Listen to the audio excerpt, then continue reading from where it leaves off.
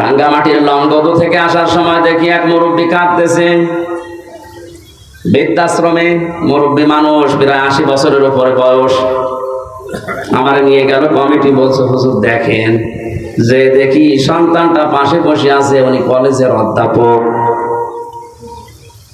চট্টগ্রাম বিশ্ববিদ্যালয় থেকে honours masters করে এসে কোন কলেজে যেন অধ্যাপনা করছে। আজ 1 মাসের বেশি হয়ে গেল এই মাকে রেখে গেছে বৃদ্ধাশ্রমে। 1 মাস মরে পরে যেহেতু টাকা দেওয়া লাগে, আজকে এসেছে টাকা দেওয়ার জন্যে। মা ছেলেকে ডাক দিয়ে বলছে, বাবা আমি যখন মারা যাব তখন আমার মাথার উপরে এই ফ্যানটা এটা পাল্টিয়ে নতুন ফ্যান লাগিয়ে দিবি। ছেলে বলছে, মা তুমি তো মরেই যাবে, তখন আবার ফ্যান কি হবে? মা বলছে লাগবে, কারণ 1টা মাস এখানে আমি আছি, ফ্যানটা ঘরে না। কর্তৃপক্ষকে বারবার আমি বলেছিলাম, কিন্তু ওরা কথা আমার শোনে না, কারণ তুই তো টাকা দিয়ে যাস নাই। 1 মাস পরে আজকে ওরা খবর দিয়ে তোকে নিয়ে এসেছে। বাস্তবতা আমি যেটা দেখলাম, আমার তো মনে হচ্ছে আমি মারা যাওয়ার পরে তোর যখন এই বয়স হবে, তোর ছেলে মেয়ে মিলে তোরে ওইখানে দিয়ে যাবে। তোর তো আবার ফ্যান ছাড়া ঘুম হয় না, ছোটবেলা থেকে তোকে বাতাস দেওয়া ছাড়া আমি ঘুম পাড়াতে পারি না। তোর কষ্ট হবে রে বাবা, তুই আগে থেকেই ব্যবস্থা করে যা, আমি মারা যাওয়ার পরেই তুই ফ্যানটা পাল্টিয়ে দিবি। দেখলাম ওর সামনে ওর হাতের উপরে মা মারা গেল, হাও মাও করে কেঁদে বলছো, হুজুর এ দোষ শুধু আমার একা নাই, দোষ আমার বউর।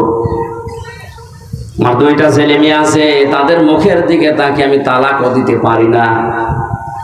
শেষ পর্যন্ত বউ আমারে বারবার এ তাড়না দিয়েছে, বুড়ি বাড়ি থাকলে তোমার ভাত আমি খাবো না।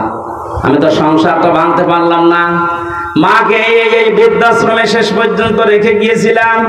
বাবা আমার 10-12 বছর আগেই মারা গেছে, বহু কষ্ট স্বীকার করেছিল মা আমার জন্যে, প্রতিদান আমি দিতে পারলাম না। আজকে আমার হাতের উপরেই মারা গেল। দিনাজপুরবাসী, বান্দরবন, রাঙ্গামাটি, লংগদু শুধু ওই মুরব্বী না, আমার মনে হয় অনেক মানুষ এখন দিনাজপুরে ওই রকম অবস্থায় আছে।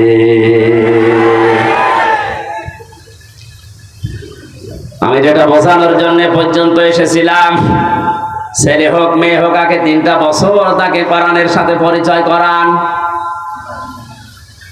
ওর অন্তরটা মানুষের অন্তর হবে, উজাড় গৃহ শয়তানের ঘর হবে না।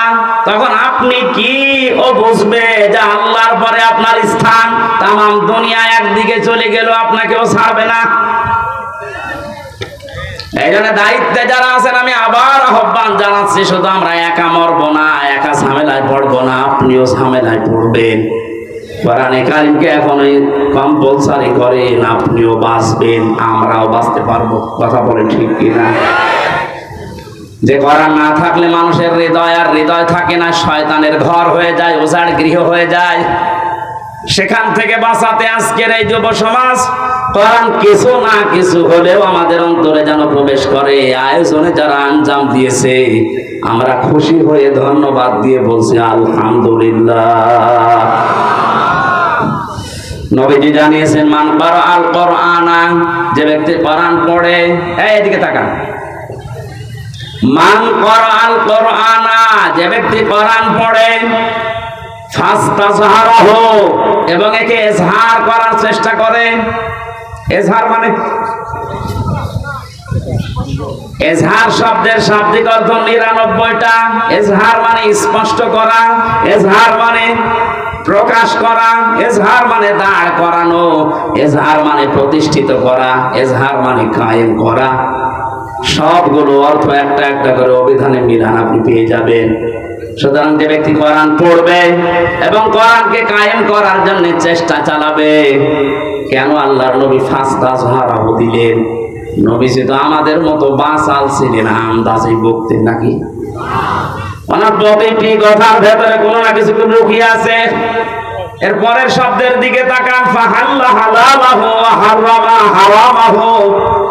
এই যে ফা দিয়েছেন মাঝখানে, আগের 2টা শব্দ বলার পরে ফা দিয়ে বাক্য আরম্ভ করলেন কেন? হালাল হারামের কথা এখানে বলার কথা ছিল না।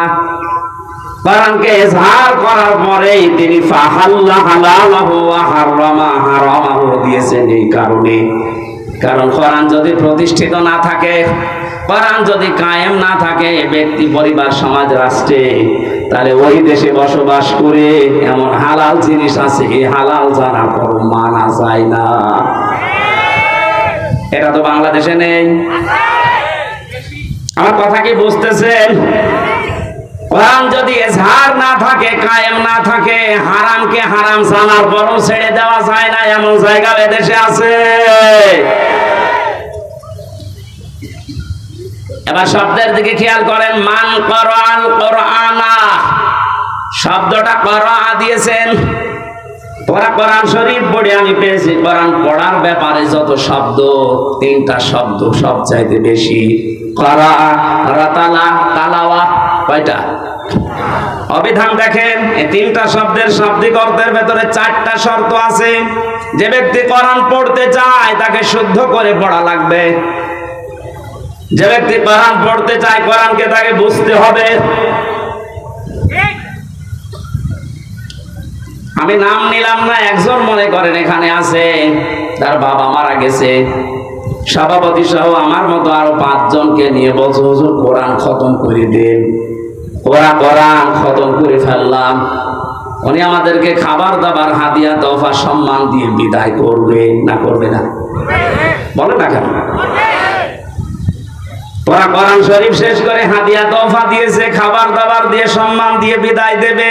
হঠাৎ করে যদি মহতামিম সাহেব বলে হুজুর ওই ভাইকে ডাকেন তো, আপনাকে বাড়িওয়ালা ডাক দিয়ে যদি বলিয়ে যে পুরা কোরআন শরীফ আমরা খতম করে ফেললাম, কিছু বুঝেছেন? উনি বলতে পারবে? যেহেতু আরবি ভাষায় পড়েছি, মাতৃভাষা আমাদের আরবি না, আপনি বোঝেননি। এবার একটা মাত্র আয়াত আপনাকে আমরা আরবিতে পড়ার পরে একটু বাংলায় শোনাবো, তারপরে আপনি হাদিয়া দেবেন, খাবার দেবেন, বিদায় করবেন। যা করেন আরো বেশি করে করেন। ওনার সামনে আরবি আয়াতটা তেলাওয়াত করেছে সুর দিয়ে, ফাহাল্লা হালালাহু ওয়া হারামা হারামা ওয়া হাল্লাল্লাহুল বাই'a ওয়া হারামার রিবা। এখনো পর্যন্ত উনি বুঝেছে? বলেন। বাংলায় যদি এবার বলি, এটা আল্লাহ জানাতে চেয়েছেন ব্যবসা তোমাদের জন্য হালাল আর সুদ হারাম। আপনি তো এতক্ষণ পর্যন্ত বাবা মরে গেছে এই জন্য আমাদেরকে পুরা কোরআন খতম করালেন, কিন্তু আপনি তো সুদ খান। এবার যা টাকা দিয়েছিল, খাবার দিয়েছিল, সব পিটিয়ে বের করবে। কথা বলছেন এখন? আর সম্মান এতক্ষণ যা দিয়েছিল বলবে কি আপনি আমার গোপন জায়গায় হাত দিলেন, টাকা আপনাকে দিচ্ছি, দাঁড়ান। যেহেতু আমাদের মাতৃভাষা আরবি না, এই জন্য আমরা হয়তো বুঝি নাই। গালি দিলে অনেকে মনে করে শুধু দোয়া করছে, কিন্তু এই শব্দটাই আবু জেহেল, আবু লাহাবের সামনে যখন নবীজি পড়তেন, ওরা সুদের মহাজন ছিল। কি ছিল?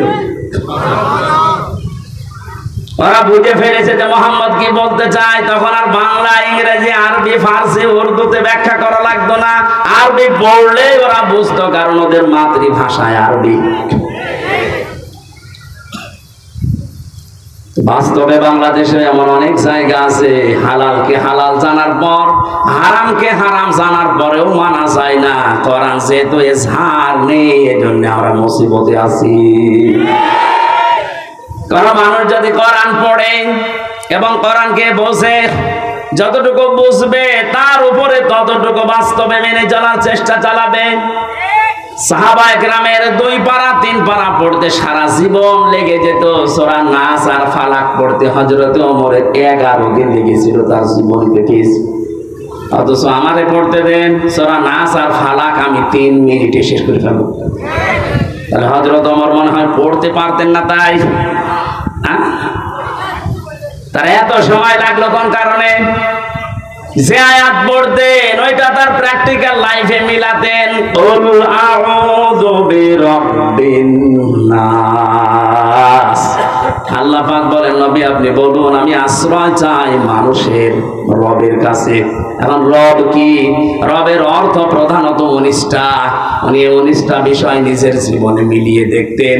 রব মানে আইনদাতা, রব মানে প্রতিপালক, রব মানে উকিল, রব মানে এরকম যত আছে মিলাতেন, দেখে আমার জীবনে মেলে কিনা। যখন দেখতেন রব মানে আইনদাতা, আমার জীবনে আল্লাহর আইন আমি যতটুকু ওই সমর্থ আমি মানতে পারছি। রব আমার রিজিক দাতা, আমি আল্লাহ বাদে অন্য কাউকে রিজিকের উপরে ভরসা করি না, মানিও না। একটা একটা করে 19টা মিলিয়ে ফেলতেন। তখন বলতেন পরবর্তী আয়াত দেন মালিকিন নাস। আমরাও তো কোরআন এইভাবে পড়ি। 11টা আয়াত পড়তে 11 দিন সময় লেগে যেত এইভাবে মিলাতে। আর আমাদের এক খতম করতে দেবেন 11 ঘন্টায় পুরা কোরআন পড়ে শেষ করে আর এক খতম শুরু হবে। এখানে কোরআন ব্যাখ্যায় আমি যতগুলো অর্থ পেয়েছি অভিধানে 4টা শর্ত সব জায়গায় লেখা আছে। কেউ যদি কোরআন পড়তে চায় সে যেন শুদ্ধ করে পড়ে। ওয়ারাতিল কোরআন তারতিলা, এ নির্দেশ কার? আরো জোরে বলেন। 2 নাম্বার কোরআন শুধু পড়লে হবে না, আফালা ইয়াতাদাব্বারুনাল কোরআন। কি হয়েছে তোদের? কোরআন নিয়ে কেন চিন্তা ভাবনা করো না? না বুঝলে আপনি চিন্তা করবেন কি দিয়ে? 3 নাম্বার এটা আপনার প্র্যাকটিক্যাল লাইফে আপনি মিলাবেন, বোঝার চেষ্টা চালাবেন। 4 নাম্বারে যতটুকু বুঝেছেন এটা যেন মানুষ মানতে পারে সেই ব্যবস্থা করে দেবেন। এই 4টা শর্তের নাম হচ্ছে কোরআন। 4টার নাম কি? এভাবে যারা কোরআন পড়বে আল্লাহ পাক বলেন আল্লাযীনা আতাইনাহুমুল কিতাবা ইয়াতলুনাহু হাক্কা তিলাওয়াতি। আমি যাদের কিতাব দিয়েছি তারা এর হক আদায় করে, তার মানে 4টা শর্ত মেনে পড়ে। উলাইকা ইউমিনুনা বি, এই মানুষগুলো আমার কোরআনে বিশ্বাসী। বলেন সুবহানাল্লাহ। ওয়া ইয়াকফুর বিহি ফাউলাইকা হুমুল খাসিরুন। এই 4টা শর্ত মেনে যারা আমার কোরআন পড়ে না, ওরা কোরআনে বিশ্বাসী নয়, এরা জীবনে ক্ষতিগ্রস্ত হবে। এটা আমি বানালাম। বলেন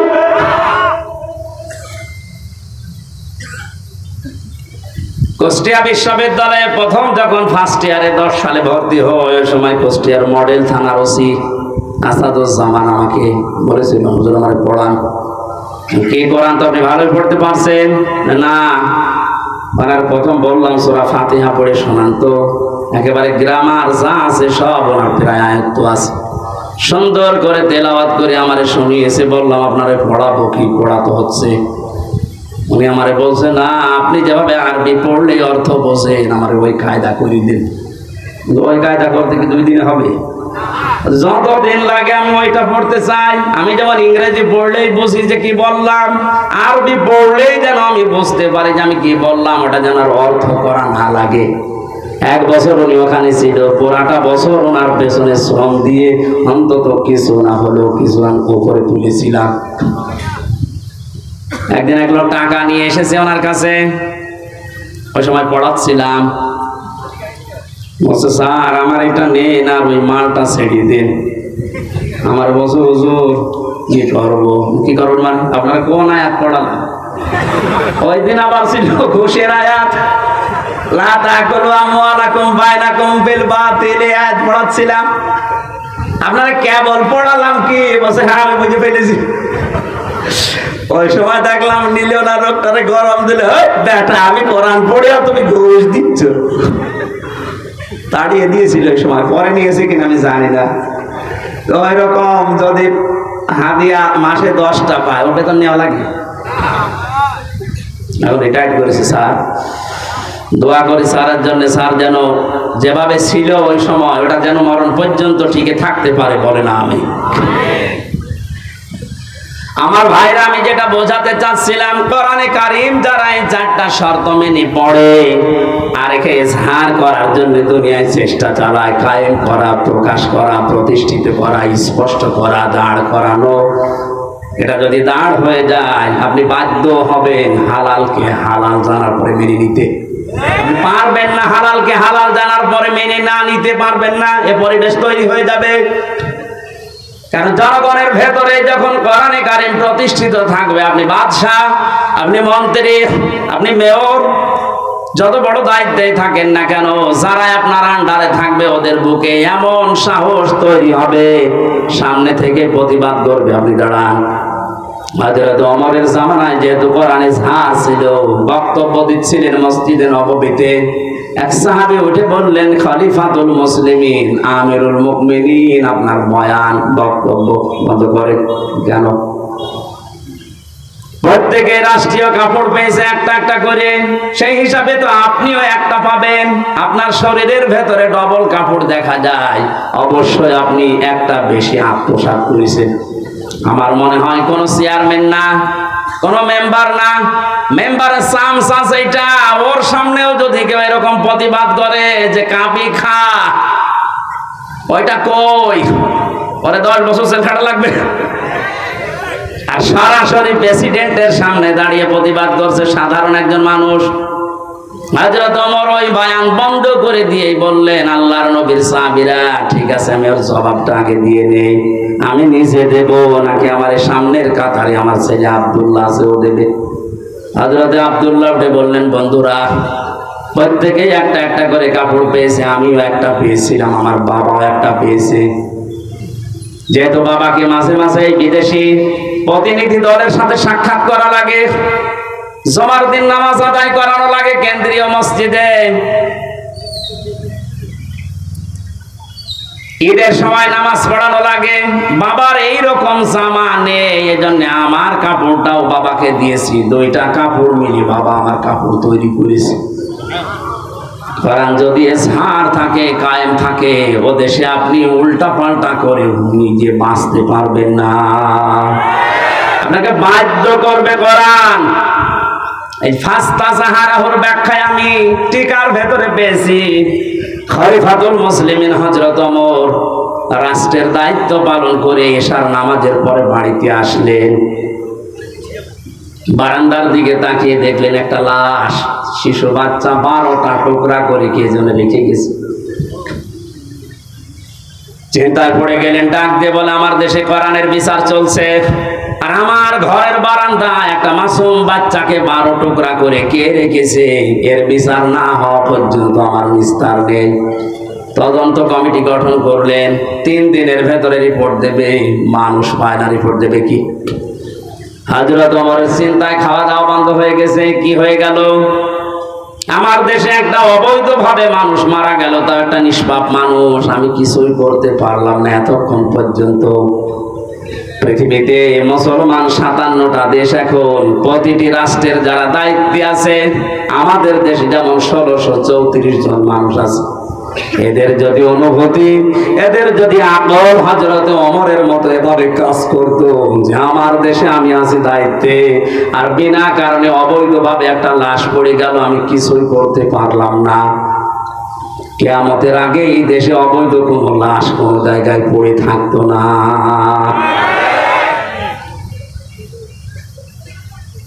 আমার মাথা নষ্ট হয়ে গেছে। কি হয়ে গেল? কিছু পর্যন্ত এখনো আমার কাছে রিপোর্টই আসে না। হঠাৎ করে এক মুরব্বীকে সঙ্গে নিয়ে যুবতী একটা মেয়ে এসেছে, ডাক দিয়ে বলে, খলিফাতুল মুসলিমিন, যে লাশটা আপনার বারান্দায় ছিল ওটা আমার নিজের বাচ্চা, আমি ওরে টুকরা টুকরা করেছি। হযরত ওমর ডাক দিয়ে বলে, মেয়ে কি বলো, বুঝে শুনে বলো, পরবর্তীতে কি হবে তুমি জানো? মানুষ হত্যা করার যে বিচার কোরআনে আছে সূরা বাকারায়, আমি নিজেও কোরআনের হাফেজা, আমি নিজে জানি যে বিচার কি হবে।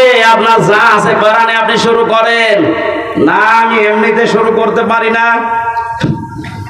হযরত ওমর তারপরেও তিনি সব শুনলেন গোড়া থেকে শেষ পর্যন্ত, দেখলেন মেয়েটার কোনো দোষ এখানে নেই, যেহেতু মানুষও নিজে ইচ্ছা করে হত্যা করেছে, এই কারণে তার শাস্তি দেওয়া হবে। আগেরটা আমি বলছি পরে। রায় ঘোষণা হয়ে গেছে সূরা বাকারার 177-78 নাম্বার আয়াত অনুযায়ী, কুতিবা আলাইকুমুল কিসাসু ফিল কাতলা, এই আয়াত অনুযায়ী তিনি রায় দিলেন, হঠাৎ করে তিনজন যুবক এসে বলে, খলিফা বিচারের রায়টা একটু থামান, ও দোষ ওই মেয়েটার না, ও দোষ আমাদের। বাবাকে নিয়ে জঙ্গলের পাশে বসবাস করতে মেয়েটা, আমরা তিনজন শিকারে গিয়ে যৌবনের তাড়নায় পড়ে মেয়েটাকে দেখে বাবাকে বেঁধে রেখে ওর সাথে আমরা অন্যায় আচরণ করি, শেষ পর্যন্ত আমাদের কারণে মেয়েটা গর্ভবতী হয়েছে। যদি বিচার করা লাগে তাহলে আমাদের করেন। হযরত ওমর 4 জনকে সামনে নিয়ে ধমক দিলেন, কি 3 দিন কোথায় ছিলে? আমার এত বড় টেনশনের ভেতরে রাখলি কারণ কি? আমি চিন্তায় আমার খাওয়া দাওয়া ঘুম বন্ধ হয়ে গেছে। 3 দিন ভেতরে আসলে না, এখন হঠাৎ করে সব একটা একটা করে বের হচ্ছে। যুবকেরা বলছে, খলিফাতুল মুসলিমিন, আমরা যে সময় অন্যায় করেছিলাম ওই সময় আসতে চেয়েছিলাম।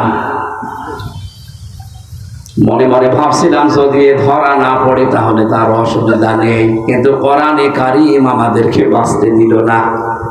যেখানে যায় আমাদের কোরআন শান্তিতে থাকতে দেয় না, বারবার পেছনে যেন তাড়া করে বেড়ায় আমাদের বিবেকের উপরে। যেটা করেছো যদি এই গুনার বিচার দুনিয়ায় না হয়, কিয়ামতে আল্লাহ এই পাপের বিচার ডবল করবে। দিনাজপুরবাসী একটা কথা মনে রাখবেন, ইসলামের 500 শরীয়তের যে বিধান আছে, এটা যদি কারো দ্বারা লঙ্ঘন হয়ে যায়, যদি ওই বিচার দুনিয়াতে কোরআন অনুযায়ী আপনি না পান, না করতে পারেন, কিয়ামতের দিন কিন্তু ওই বিচার আল্লাহ ডবল করে করবে। কথা বুঝতেছেন? আমরা আর পারলাম না, কোরআন আমাকে তাড়া দিয়ে এই জায়গায় এনেছে, আপনি বিচার আমাদের করেন, মেয়েটাকে ছেড়ে দেন। হযরত ওমর বললেন, না, মেয়েটাকে আমি ছেড়ে দিতে পারতাম, কিন্তু যা বলেছে শেষে এসে সজ্ঞানে স্বেচ্ছায় নিজের বাচ্চাকে নিজে টুকরা টুকরা করেছে। এই কারণে মেয়েটা এবার বলে, খলিফা আপনি যে এতক্ষণ শুনেছেন আমাদের দোষ না, আমার কোনো দোষ আসলে ছিল না, আমি তো নিরীহভাবে বসবাস করছিলাম। যুবকরা যৌবনের তাড়নায় শয়তানের ধোঁকায় পড়ে আমার ইজ্জত সম্ভ্রম নষ্ট করেছে। গর্ভবতী হওয়ার পরে বাচ্চাটা দুনিয়ায় এসেছে, মনে করলাম মাসুম বাচ্চা, এর তো দোষ নেই, কিন্তু এর জন্ম তো ঠিক নেই। আমি কোরআনে কারীমের হাফেজা, আমার পড়া কোরআন আয়াত আছে, কোরআন আমাকে বারবার ডাক দিয়ে বলে, ওয়াতুল্লিম বাদা যালিকা জানিম। আল্লাহ পাক জানিয়েছেন এই পৃথিবীতে কোরআনের ডাইরেক্ট ইনডাইরেক্ট যারা বিরোধী আছে তাদের 9টা গুণ আয়াতের পরবর্তীতে আছে। তাদের চরিত্রের ভেতরে 9টা গুণ পাওয়া যায়। 1 নম্বরে আপনি যখন দেখবেন কোরআনের বিরুদ্ধে ডাইরেক্ট হোক ইনডাইরেক্ট হোক কেউ যদি অবস্থান নেয়, ওটা জানিম, বদমেজাজি, ওটা যার সন্তান। আমি তো দেখতে পেলাম এর বাবা ঠিক নেই, এর বাবা তো একজন না কয়জন, 3 জন বাবা মিলে ওরে জন্ম দিয়েছে, ওটা যার সন্তান। আমার পেটে এসেছে তাতে কি, জন্ম হয়েছে, বড় হওয়ার পরে আমার পেটের সন্তান কোরআনের বিরুদ্ধে অবস্থান নেবে, আমি মা হয়ে দেখবো, তখন তো আমি মুরব্বী হয়ে যাবে, ওরা কিছু বলতেও পারবো না। এই জন্য ছোটবেলায় ওরে বিদায় করে দিলাম যেন আমার পেট থেকে পড়ে কোরআনের বিরুদ্ধে না যায়। আপনি এই কারণে আমার বিচার করেন। আমি ঘটনা বলার উদ্দেশ্য না, ফাস্তা জাহারাহু পড়তে যে আমি পেয়েছিলাম, কোরআন যদি এজহার থাকে, কোরআন যদি কায়েম থাকে, আমরা গুনাহগার, গুনাহ আমরা করবই, কারণ এটা আমাদের অভ্যাস, আমাদের স্বভাব। কিন্তু কোরআন আপনাকে বেঈমান হয়ে মরতে দেবে না। গুনাহ করলেও দুনিয়া থেকে বিদায় নেওয়ার আগে এমন কায়দায়, এমন কৌশলে, এমন জায়গায় ফেলবে আপনি যেন নিষ্পাপ হয়ে মারা যেতে পারেন, মরণের পরে এই পাপের শাস্তি যেন আর পাওয়া না লাগে। এজন্য কোরআনে কারীম যদি আমরা ইজহার করার চেষ্টা করি, হালালকে হালাল আমরা মানতে পারবো, হারামকে হারাম জানার পরে আমরা মানতে পারবো।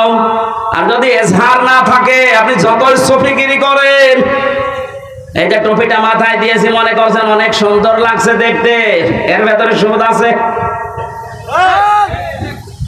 প্রশ্ন আসতে পারে, আপনি 200 টাকা দিয়ে টুপিটা কিনে এনেছেন, আপনার তো সুদের টাকা না। হ্যাঁ ঠিক আছে, কিন্তু এই টুপিটা যে ফ্যাক্টরিতে তৈরি হয়েছে, ও ফ্যাক্টরির মালিক লোন নিয়েছে, কথা বলছে, যতদিন পর্যন্ত দেশে যাকাত ভিত্তিক অর্থনীতি কায়েম না হবে, তার মানে কোরআন কায়েম না হবে, ততদিন আপনি ফেরেশতা জিবরাইলও যদি দিনাজপুরে বাস করে, ও ডাইরেক্ট ইনডাইরেক্ট সুদখোর।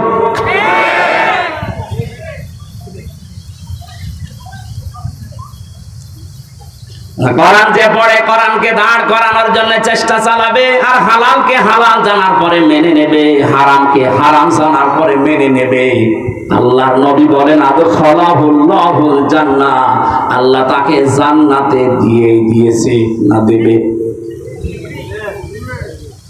না আপনি আলেম, এখানে বসে আছেন আলেমেরা, আদখালাহুল্লাহুল জান্নাহ, আল্লাহ তাকে জান্নাতে দিয়েছে না দেবে? দিয়েছে। আদখালা ইদখালা এটা মাজির সিগা, অতীতের শব্দ। নবীজি কেন দিয়েছেন? তার মানে সত্যি যদি কেউ কোরআন ওই চারটা শর্ত মেনে পড়তে পারে, আর কোরআনকে ঝাড় করার জন্য দাঁড় করানো প্রতিষ্ঠা করার জন্য সারা জীবন চেষ্টা চালায়, হালালকে হালাল জেনে হারামকে হারাম মনে করে যদি ছেড়ে দিতে পারে, ও যেন বিশ্বাস করে নেয় আল্লাহ তাকে জান্নাতে দিয়ে দিয়েছে। বাড়ি যাওয়ার পরে খেয়ে দিয়ে সুবহানাল্লাহ বলবেন। কি বললাম আপনি টের পাচ্ছেন? শুধু এতটুকু নবীজি শেষ করেননি, আশাফাহু ফি আশারাতিন মিন আহলি বাইতিহি কুল্লুহুম ক্বাদ ওয়াজাবাত লাহুন নার, তার ব্যাপারে এমন 10 জনের পক্ষে সুপারিশ গ্রহণ করার ক্ষমতা আল্লাহ তাকে দেবেন, তার পরিবারস্থ লোকদের ভেতর থেকে যাদের উপরে জাহান্নাম ওয়াজিব হয়ে গিয়েছিল। এই যে সম্মানটা এই কোরআনের কারণে, কিসের কারণে? এই কোরআন শোনার জন্য, বোঝার জন্য, আমল করার নিয়তে যারা বসে আছি, আমরা সেই কোরআনে কারীম থেকে আরম্ভ করছি তাফসীর আকারে সূরা আলে ইমরানের 133 134 দুইটা আয়াত পড়েছি। তাফসীর আকারে আমরা একটা একটা করে যাব ইনশাআল্লাহ। জবান খুলে কোরআনের আয়াত থেকে শিক্ষা নেওয়ার উদ্দেশ্যে পড়েন আউযু বিল্লাহি মিনাশ শাইতানির রাজিম। গরমে কি আপনারা সব বরফ হয়ে গেছেন নাকি? জবান খুলে পড়েন, শয়তান যেন আশপাশে না থাকে। আউযু বিল্লাহি মিনাশ শাইতানির রাজিম। বিসমিল্লাহির রহমানির রহিম।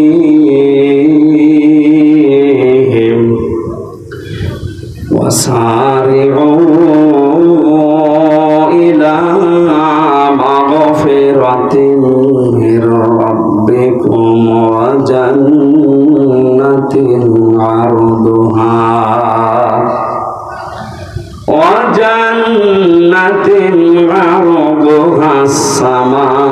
السماوات والأرض أعدت للمتقين।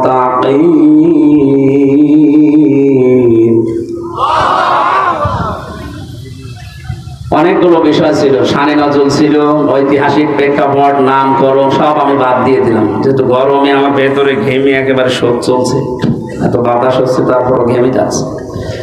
খুব তাড়াতাড়ি শেষ করবো বলে আমি আয়াতের দিকে এগিয়ে যাচ্ছি সরাসরি তাফসীরে। আল্লাহ পাক বলেন সারিউ, তোমরা দৌড়াও।